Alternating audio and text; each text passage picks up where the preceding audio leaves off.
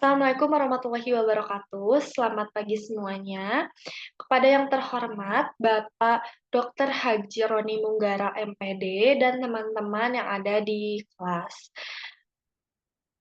Di sini saya Naswa Zakira Mustari dengan NIM 2106601 akan mempresentasikan materi sistem pendidikan di sebuah negara Swiss. Nah, yang pertama ada profil Swiss. Swiss adalah negara yang sebagian besar wilayahnya terdiri dari pegunungan Alpen. Ibu kota negara ini adalah Bern, dan presiden saat ini yaitu Viola Amherd, kelahiran 7 Juni 1962. Kota-kota penting lainnya adalah Zurich, kota terbesar di Swiss. Bahasanya yaitu Jerman, Perancis, Italia, dan Romans. Sistem pemerintahannya sangat bagus, sangat mencerminkan dan menyerap keanekaragaman penduduknya. Kemudian yang kedua ada sistem pendidikan di Swiss. Nah, sistem pendidikan di Swiss sangat beragam. Konstitusi Swiss menetapkan landasannya yaitu sekolah dasar wajib bagi setiap anak dan gratis di sekolah negeri. Usia minimum SD-nya 6 tahun. Unit pertama di Swiss didirikan pada tahun 1460 di Basel. Dengan Fakultas Kedokteran, Swiss memiliki tingkat mahasiswa asing yang sangat tinggi dalam pendidikan tinggi, termasuk salah satu mahasiswa tingkat doktoral tertinggi di dunia pada Maret 2016 International School Consultancy atau ISC.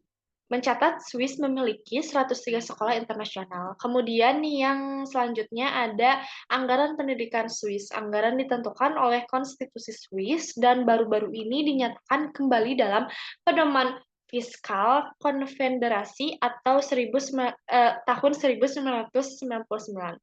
Pada tahun 2010, anggaran federal Swiss adalah 62,8 miliar franc Swiss, yang merupakan 11,35% PDB negara pada tahun ini. Pada tahun 2014, anggaran federal Swiss adalah 66,353 miliar franc Swiss atau 10,63% dari PDB negara tersebut. Nah, kemudian perlu dicatat bahwa anggaran federal Swiss hanya mencakup 31,7% dari pengeluaran publik Swiss, sisanya dikelola oleh kanton dan pemerintah kota secara langsung.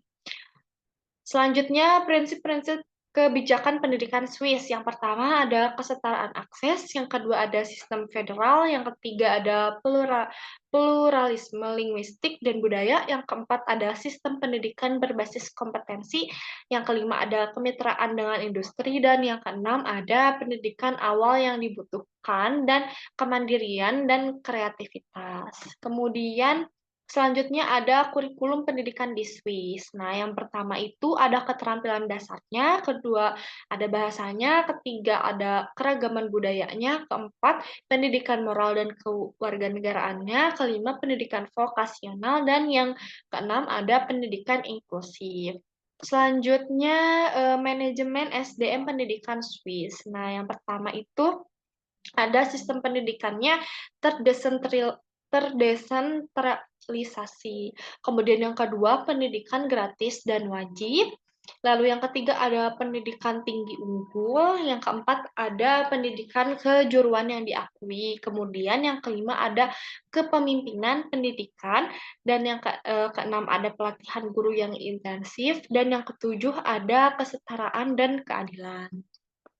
Selanjutnya, jenjang pendidikan di Swiss. Yang pertama itu pendidikan anak usia dini atau PAUD ya. Yang kedua ada pendidikan dasar, yang ketiga ada pendidikan menengah, dan yang keempat ada pendidikan tinggi.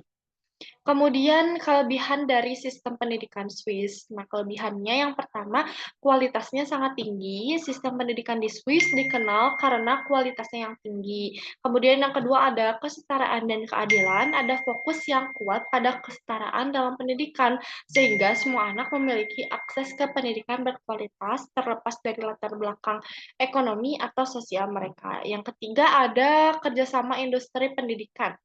Kemitraan erat antara lembaga pendidikan dan industri memastikan bahwa kurikulum pendidikan selalu relevan dengan kebutuhan pasar kerja.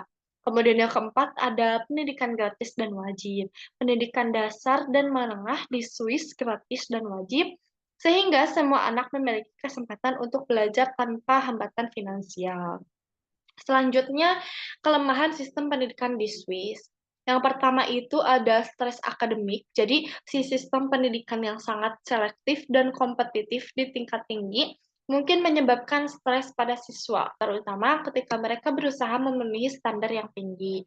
Kedua, ada keterbatasan sumber daya. Meskipun pendidikan dasar dan menengah gratis, beberapa institusi pendidikan tinggi mungkin mengenakan biaya yang tinggi bagi siswa internasional dan memiliki akses terbatas terhadap sumber daya.